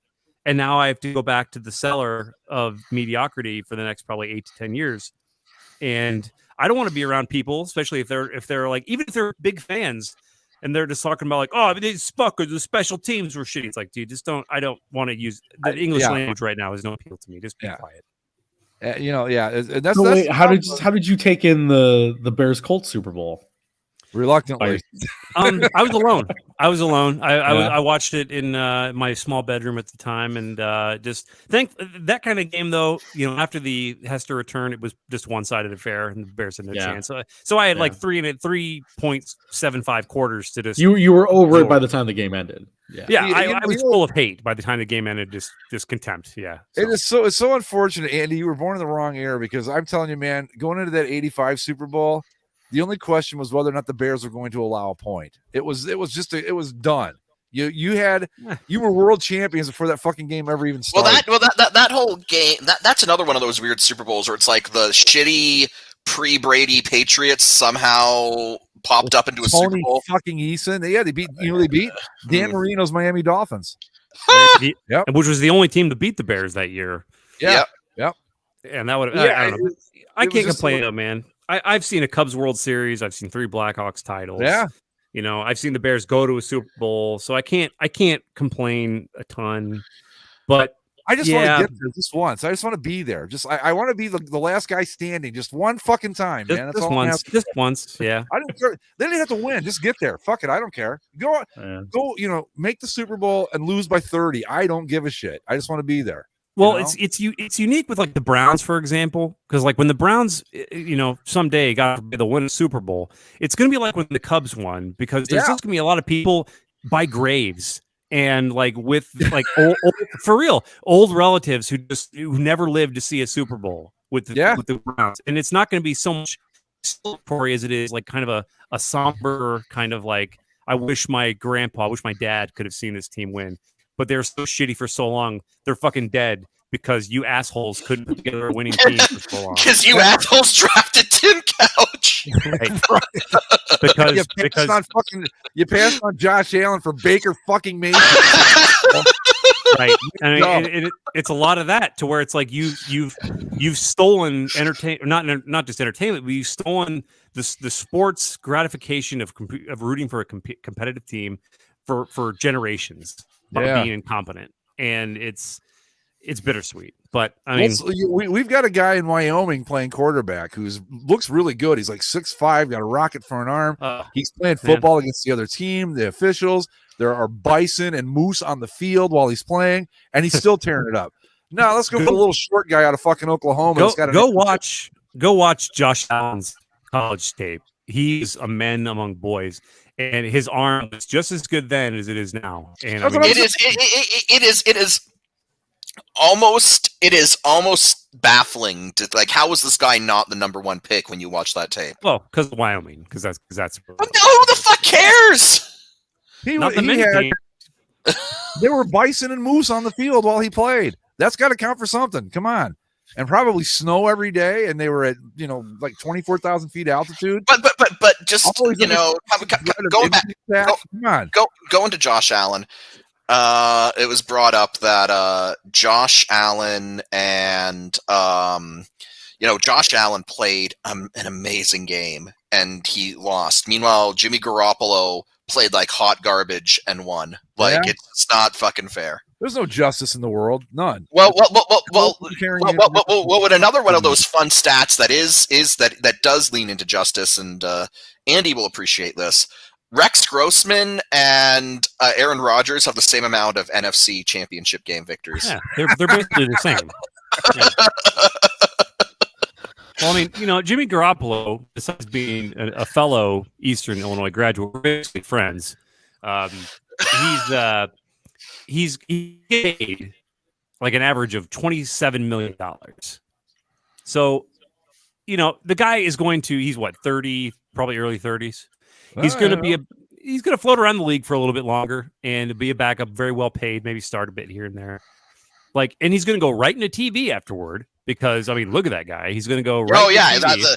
He's going to be the face of some network. He's a handsome devil, I got to tell you, man. So, I mean, you can trash Garoppolo all you want. Like, that guy's already won. So, I mean, what are you going to take away from him? He's already won, but again, I go back to that Super Bowl a few years ago where it was Chiefs-Niners, and they had this commercial of Montana and Young, and then also Garoppolo, and it's like, he better win this game or this is not going to age well. Speaking of Montana and Young, okay, that's a good example of that 30 years of Hall of Fame quarterbacking thing. That duo won 5 championships. Yeah. That should be where Favre and Rodgers are, really, if you want to get about it. But instead they are just, one each. That Jim Plunkett has as many rings, Super Bowl rings, as Aaron Rodgers and Brett Favre combined. Hell, you know who else does? Trent fucking Dilfer. So you got 1 or 2? Dilfer's got 1. He's got 1. Oh yeah. So Trent Dilfer, Aaron Rodgers, same number of championships. That's what I'm talking about with the legacy thing. It's like, he won the 1 ring, but he's still Dan Marino. I don't care what anybody says. Great player, but I guess my point with that was, when you look at him, do you go, oh yeah, we've seen him do it a million times, but when it's like in a championship game or in a playoff game, do you go, yep, he's going to get it done? I never feel that way. Well, the joke this year was, can't choke in the NFC Championship game if you're not playing in the NFC Championship That's a game. good point. I will say this though: Joe Montana yesterday, if he was quarterback in the Bucs, they would have come back and won by 20. Just saying. Oh God. Ken Anderson probably only by 14, but either one would have gotten the job done. So there, Tom Brady. What do you think of that? Hey, Zach, I have a question. If the Rams make the Super Bowl, they're in the road uniforms. Is that right? Yes, this is something that we need to discuss. Oh, I guess is the NFC the road team? The NFC is the road team. Yep. Bucs went with white last year. They were the home team and chose white. So the important thing that needs to happen if the Rams win, above all else, they need to wear the yellow bottoms. Yes, and they need to wear the quote unquote modern throwbacks. Yeah, so I don't know because burn the bone shit. Just burn because it. They wore blue over gold at home against the Cardinals. Yeah, and then they went on the road where the Bucs decided to wear white at home, so they wore blue over gold again. I'm assuming they're going to wear blue over gold again because, superstition and all that, but that's not confirmed whether or not they would. So they haven't had to wear their actual road uniform this playoff. So I don't know. Well, God bless them for that, first off, that they didn't actually wear it. Let me see. You'd think that they would wear the yellow pants because that would be at least a somewhat continuity of the successul clothing. Sure. But the same thing they wore in the 99 Super Bowl. Well, not the same thing, but same combo, basically. Yeah. But would they go with the bone top, or was that? They've worn bone over yellow before. There's a writer that actually keeps. Yeah, there's a writer that keeps track of bone over. Oh, that's disgusting. Okay. No. This season, they've worn bone, in which they're 3-0 this year. They wore bone over yellow twice. They won both times. They wore bone over blue 3 times, in which they were 2-1. And then they wore the white throwbacks with yellow pants twice, 1-1. And they wore the white throwbacks with blue pants once, where they were 0-1. They need to wear the white throwbacks and the yellow pants. Yeah. That's what they got. Yeah. If they make it to the Super Bowl, that's what they got to wear. That goes back to that question we were talking about the last regular show. Do they have to declare, like, if we're the road team, we're going to wear our alternates, or can they make that decision on the fly for the Super Bowl? Well, I don't know if they had to do it before the season because before the playoffs. They haven't had to, so I don't know. Because I thought I remember back in the day, like the one of the times that the Steelers made the Super Bowl, they were the 6th seed the whole way. They were the home team for the Super Bowl, and they decided right. But see, I guess the throwback uniform's an alternate. So would they have to declare we're wearing an alternate? Is what I'm asking. Like, didn't we say last week that you've got to like establish you're going to wear it, and then you're allowed? Yeah, to? I don't know. And I wouldn't know. I wouldn't know who they what they picked because they wouldn't have had to tell us until they've had to do it. So, well, that is an interesting question. Rams Bengals, and trust me, if there's anything that I've learned on Rams social media, the active folks of Rams social media, especially Rams Twitter, we are all quite concerned with what they wear every week. Thus, somebody tracking this with a record of what they wear every week. Cool. I'm going to say this. If the Rams wear bone in the Super Bowl, they deserve to lose, and that's just well. Here's the other thing of it, Mike. In the years since the uniform switch, bone over bone all time is 8-1, the most wins of any combo. Here's a question: if the Cincinnati Bengals win, that'll be their second in a row in the white. Do they just say? Do they pull? They don't get to pick though. Yeah, or no, or yeah. I guess it does depend on what. Yeah, because if they're the AFC representative, they pick. So do they do a Steelers or what the Bucs did last year? Do they go, you know what, we're sticking with what works? No, I think because they had the one home game, they probably go with the home. Oh, yeah, right. I was thinking you're right. Never mind. They're gonna do something dumb like orange over black or all black. Oh God. I mean, in an uncruel world, they would go all white with the road look. The Rams and the blue and the gold, or they're going to wear their clownfish pants, and Andy's rage will be unstoppable. So if it's the Niners, God forbid, if it's the Niners and the Chiefs, and it's going to be basically the same uniform matchup we got when they played after the 19 season, right? Yeah. Okay. So It's just a shame if the Rams do get to the title game against Cincinnati. The new stupid horn robs us of maybe the greatest helmet Super Bowl of all time. Oh yeah, that classic Rams helmet against the Bengals helmet would be that would be perfect. Yeah. Like, but that's instead we're going to get like the stupid golden ratio banana helmet. Yeah. Well, Well, anyway, we'll see. First the Bengals have to win, and then the Rams have to win, and then it'll be fun. I will say. Well, let me see, Zach. How will you feel when you rip McCarthy's heart out when your team wins? Because I don't think the Bengals beat the Rams. Oh, I have no problem with that, right? I mean, yeah, I'll send him a fruit basket or something. So the lousy thing is for you, Zach, is that you guys, they don't play until late on a Sunday. Well, not late, but Sunday evening. They're the second game. So yeah, I mean, it's 3 o'clock over here. It's not like it's. Well, sure. Because they're playing the Niners, I'm going to be thinking about this every single day between now and then. I know the Niners have been playing shitty, but they keep winning, and they've beat us 6 times in a row. And despite all of our best efforts, I know there's going to be too many fucking Niner fans at this game on Sunday, and I'm already getting like in a mood about it. I know the feeling. I was the same with the Broncos 2 years in a row. I was like, God damn it. Because I'll have a flashback right here. Fucking John Elway. Great quarterback. Walking around with nervous farts and just like kind of, just you can't think of anything else. It's just consuming you. Oh, it's horrible. Yeah. Well, have fun with that. Thanks. I'll keep you all abreast of my emotions throughout the day on Sunday. I'm anticipating just another barrage of just like vomiting gifs and just a lot of oh god, oh fuck. That vomiting gif you posted yesterday was harsh. It was brutal, but it was accurate at the time. Man. As that game started to collapse, the pit in my stomach could not get any deeper. It was just like it was rough. I was just like, he's going to do it again. And I don't like him, and I will die on the Joe Montana's better hill. But you got to respect that motherfucker, man. There's just no two ways about it. That Tom Brady, playing as shitty as he played yesterday, still had us scared shitless up to the very end. That's how good he is. So fuck him. I hope he does retire. And I know I don't want him to retire. I want him to become a second string quarterback and go the George Blanda route. Smoke cigarettes on the sideline. Have a big beer gut. Who gives a fuck? I don't care. That's what I want to see.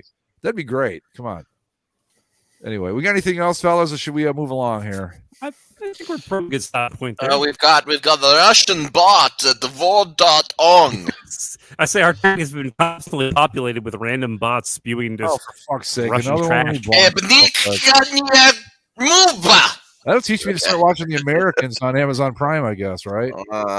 Did you guys ever see that show, The Americans? Yeah, it was on FX. Do they ever get to pull off their super secret spy mission? Well, yeah, they pull off a bunch, but don't say anything because I have not seen the end of it. I just started. I'm like halfway through second season. Is it worth sticking with back? I did. I watched it off and on, and my grandfather watched it a whole bunch. I every time I sat down to watch it, I loved, especially the early seasons. Okay, but it is one of those things that as it kind of goes on, you are like, all right, are you guys gonna do like the thing or not? Well, yeah, and it's like, how long can you keep getting away with it with an FBI agent living across the street from you? Right. Well, yeah, right. It's like if I was like had a meth lab here and the cops are like right across the street. Yeah. I just assume the opening to Black Widow is the just more concise version of The Americans. I thought, yeah, that's true. I think one of the more interesting things that happens as the show goes on is as the kids grow up a little bit, and then they have to like deal with that. Yeah. So. Well, I know the daughter's already starting to get suspicious. She's already like, something's not right here. So, yeah, I like it. I mean, I didn't watch it. I heard it was good back when it was out, but I think I was like, Daddy keeps Skyping with a Russian man. Like,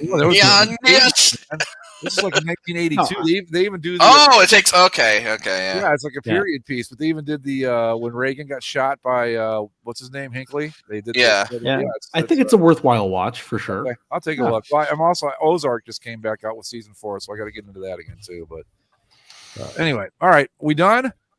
I think so. All right, let me. Yeah, we've taken enough of the people's time.